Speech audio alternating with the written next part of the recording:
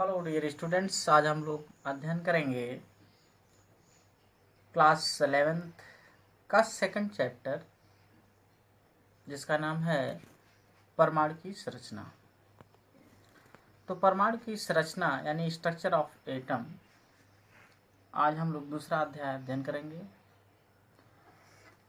तो अगर हम परमाणु की संरचना की बात करें, जो चैप्टर का नाम है परमाणु एटम, तो एटम यानी परमाणु, अगर हम कुछ ऐतिहासिक पृष्ठभूमि देखें या इंट्रोडक्शन देखें, तो ईसा मसीह के 400 वर्ष पूर्व भारतीय दार्शनिक महर्षि कणाद, इन्होंने बताया कि पदार्थ की जो सबसे छोटी इकाई है वह है परमाणु। यानी अगर हम एग्जाम्पल के तौर पे बात करें तो सपोज करिए कि हम ईंट ले लेते हैं। क्या ले लें? ईंट। अगर ये आपका क्या हो जाए? ईंट हो जाए। इसको जब आप तोड़ेंगे तो ये छोटे छोटे इसके क्या प्राप्त होंगे? टुकड़े प्राप्त होंगे। तो यहाँ पे ईंट था, अब ईंट को आपने तोड़ दिया तो इसे छोटा कर दिया, तो आपने कहा ईंट का टुकड़ा। और भागों में यदि आप इसको तोड़ते हैं तो कुछ इस तरीके से संरचना प्राप्त होती है। इसको आप कहते हैं टुकड़ी या फिर कंकड़ वगैरह कहते हैं। ठीक है।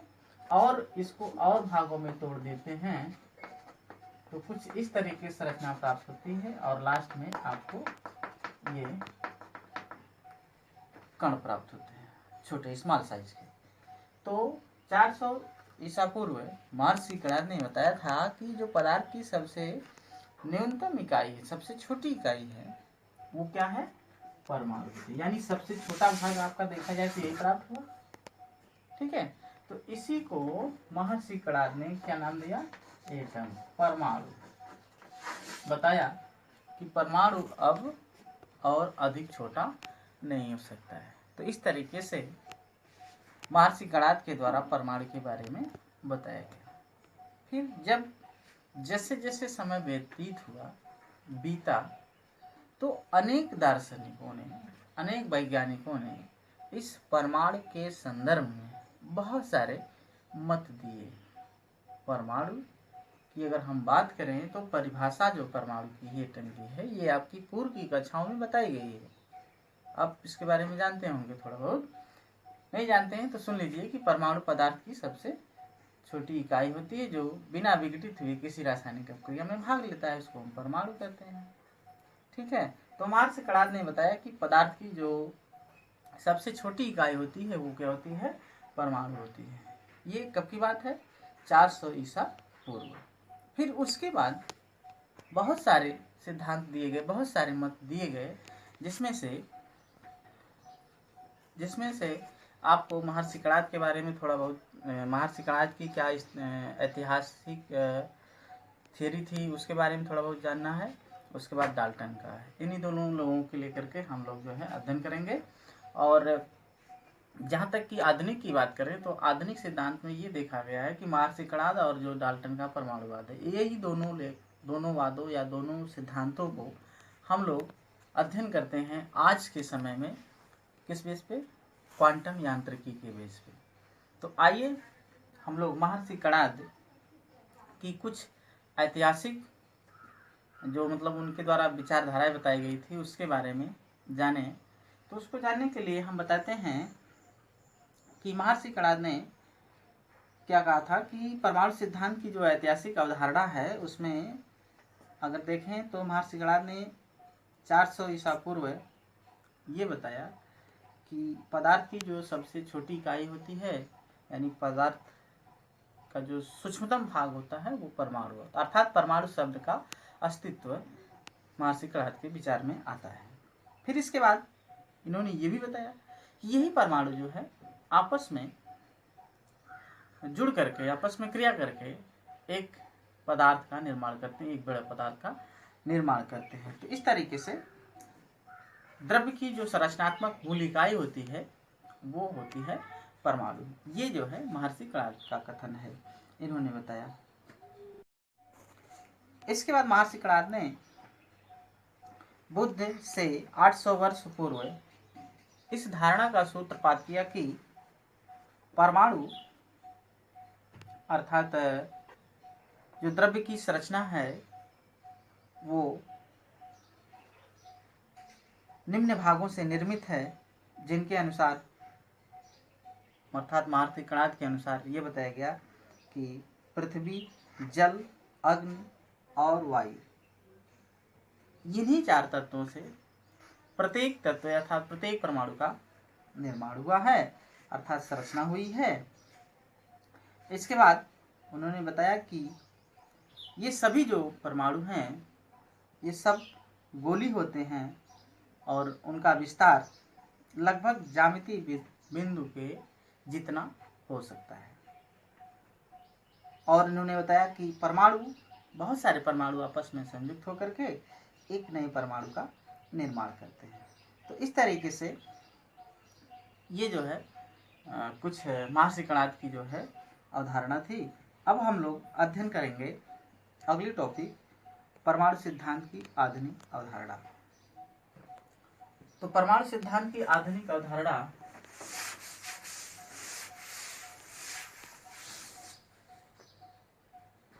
टॉपिक है परमाणु सिद्धांत की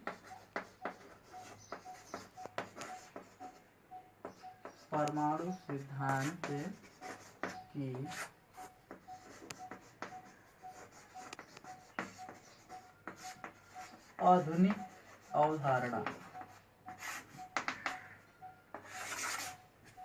तो हम परमाणु सिद्धांत की आधुनिक अवधारणा की बात करें तो ये आधुनिक अवधारणा जो है ये परमाणु के क्वांटम यांत्रिकी सिद्धांत पर आधारित है, जिसके अनुसार अगर हम देखें पॉइंट वाइज तो सबसे पहले परमाणु सिद्धांत का जो आधुनिक अवधारणा है इसमें जो सबसे पहली पॉइंट ये आती है कि परमाणु सिद्धांत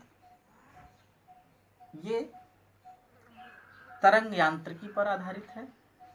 दूसरी पॉइंट ये कि सबसे पहले जो महर्षि कणाद का कथन था उसको सबसे पहले डाल्टन ने बताया, डाल्टन ने प्रमाणित करने का प्रयास किया कि जो परमाणु है ये अविभाज्य है, छोटा है लेकिन अविभाज्य। ये जो है सबसे पहले डाल्टन के द्वारा बताया गया। और जैसे जैसे समय व्यतीत हुआ, समय बीता, तो ये पाया गया कि जो परमाणु है ये विभाज्य है। पहले तो अविभाज्य था, अब क्या हो गया, विभाज्य हो गया। कब, जब समय व्यतीत हुआ, समय बीता। तो वो जो है जो परमाणु है जैसे जैसे समय व्यतीत होता है बताया गया, लोगों के संज्ञान में आया कि परमाणु जो है क्या है, विभाज्य है। और वो विभाज्य है तो परमाणु 3 प्रकार के मूल कणों से मिलकर के बना है, जिसको हम लोग कण कहते हैं। क्या कहते हैं, कण। अब वो जो 3 प्रकार के कण हुए उनको हमने 2 भागों में डिवाइड किया। कितने भागों में, 2 भागों में। एक अस्थाई हो गया और दूसरा जो होता है वो अस्थाई हो गया। तो अगर हम अस्थाई की बात करें तो अस्थाई में आपका जो है 3 कण होते हैं। कौन कौन, ईपीएन, यानी इलेक्ट्रॉन, प्रोटॉन और न्यूट्रॉन। इसके बाद अस्थाई की बात करें तो अस्थाई कण, इसमें आपका आता है पाई, मेसान, न्यूट्रिनो और एंटी न्यूट्रिनो। कौन सा, एंटी न्यूट्रिनो। तो इस तरीके से एक परमाणु जो पहले डाल्टन के द्वारा बताया गया कि अविभाज्य है, किंतु जैसे जैसे समय व्यतीत हुआ तो ये पाया गया कि परमाणु खुद अपरमाणुविक कणों से मिलकर के बना है। वो 2 कण है जिसको हम अस्थाई कण और अस्थाई कण कहते हैं। अस्थाई कण में आपका इलेक्ट्रॉन, प्रोटॉन, न्यूट्रॉन आता है और अस्थाई में आपका पाई, मेसान, एंटी न्यूट्रिनो और न्यूट्रिनो आता है। तो यहाँ पर हमने जो अस्थाई कण कहा है इसको हम मूल कण भी कहते हैं। इन तीनों कण को हम क्या कहते हैं? मूल कण भी कहते हैं। अर्थात इन्हीं के द्वारा जो है परमाणु का निर्माण होता है। उनके साथ साथ क्षणिक अवस्था में अस्थायी मूल कण भी उपस्थित होते हैं। ठीक है, आइए अब हम लोग अध्ययन करें जो मूल कण हैं एक एक करके उनके बारे में। तो मूल कण में सबसे पहले जो अस्थायी कण आता है वह है इलेक्ट्रॉन। तो इलेक्ट्रॉन की खोज कैसे हुई, इसके क्या गुण हैं, इसका फिर नाम कैसे दिया गया, आइए इन सब के बारे में अध्ययन किया जाए। तो देखते हैं इलेक्ट्रॉन की खोज। इलेक्ट्रॉन की खोज में सबसे पहले 1830 ईस्वी में, इसमें 1830 ईस्वी में माइकल फैराडे, कौन? माइकल फैराडे ने क्या किया कि विद्युत विसर्जन जो नली है, इन्होंने एक ऐसा विलयन लिया इसने जिसमें 2 इलेक्ट्रोड था। यहाँ पे ये ऋण है जिसको कैथोड, और यहाँ पे ये धन है जिसको एनोड। तो ये आपका विद्युत विसर्जन नली है।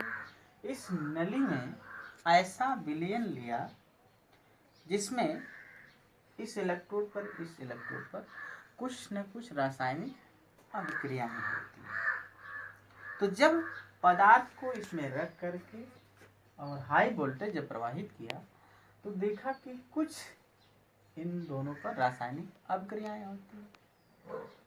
इसके बाद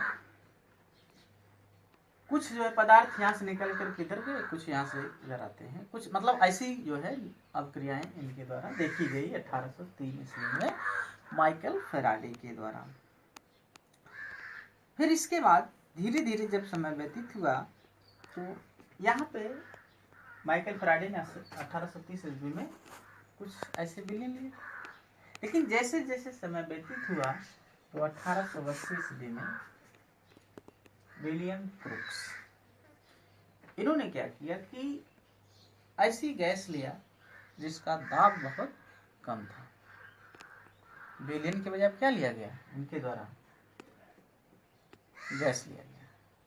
तो अल्प दाब वाली गैस लिया और विद्युत विसर्जन नली में इसको भर करके, बाकी सब यही चीजें थी, केवल विलयन की जगह गैस ले लिया गया। तो अल्प दाब वाली गैस लिया और उसमें जब विद्युत विसर्जन कराया तो देखा कि कुछ अदृश्य किरण ऋण प्लेट से निकल करके धन प्लेट की ओर जा रही है, जो आगे की सामने की दीवारों पर चमक उत्पन्न करती हरे रंग। तो जो ऋण प्लेट से निकल करके यानी यहाँ से निकल करके आगे की तरफ गई है, तो यहाँ पर जो है चमक उत्पन्न की हरे रंग की। तो उस अदृश्य किरण पुंज को विलियम क्रूक्स ने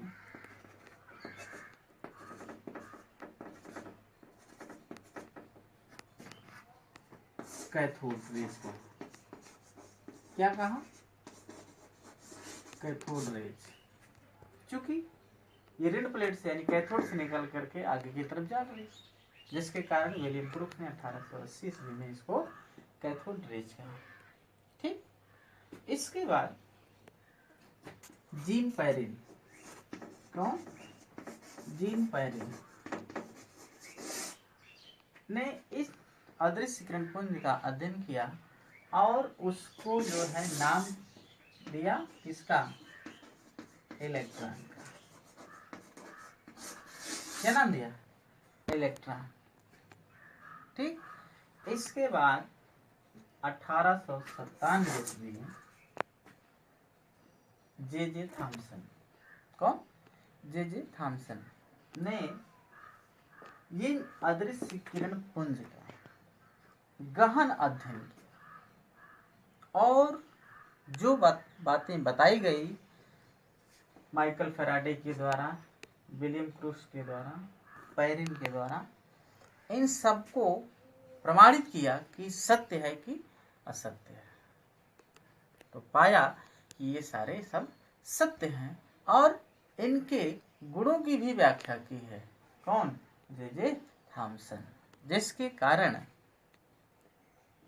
1897 ईस्वी में जे थॉमसन को इलेक्ट्रॉन के खोजकर्ता के रूप में स्वीकारा गया। ठीक, एक बार पुनः देखें। सर्वप्रथम 1830 ईस्वी में माइकल फैराडे ने एक ऐसे विलयन को विद्युत विसर्जन नली में लेकर के निक्षेपित किया, जिसमें देखा कि कुछ रासायनिक अभिक्रियाएं इलेक्ट्रोड पर होती हैं।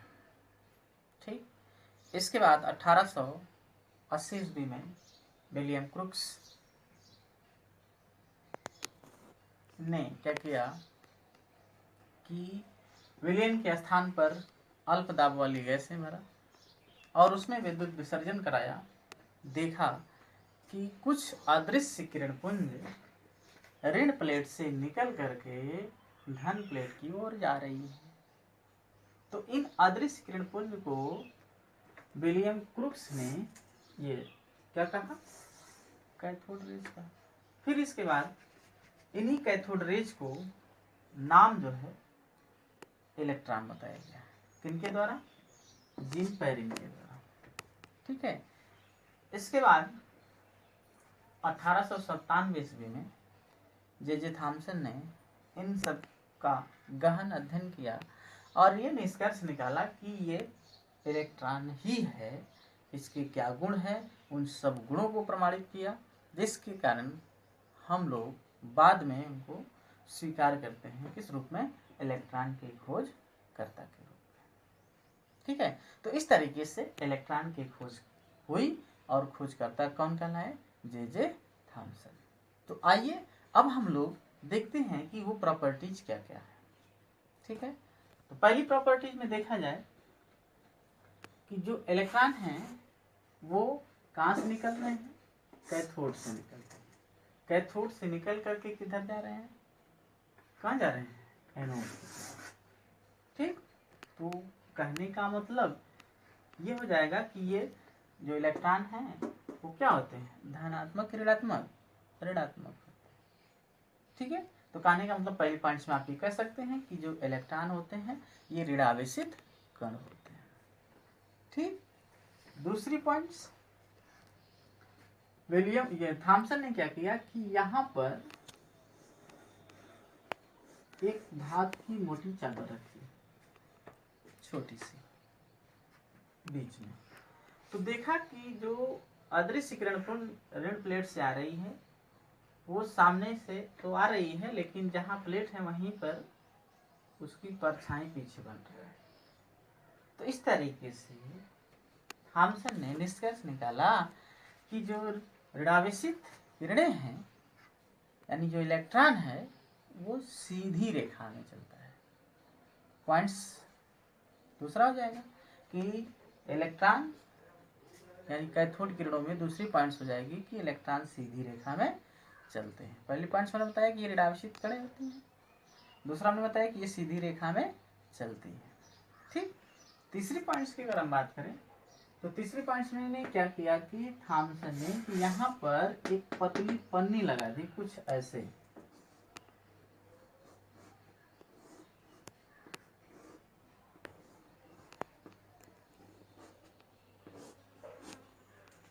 ठीक, ये पंखी लगा दी धातु की, यहाँ पे रख दी।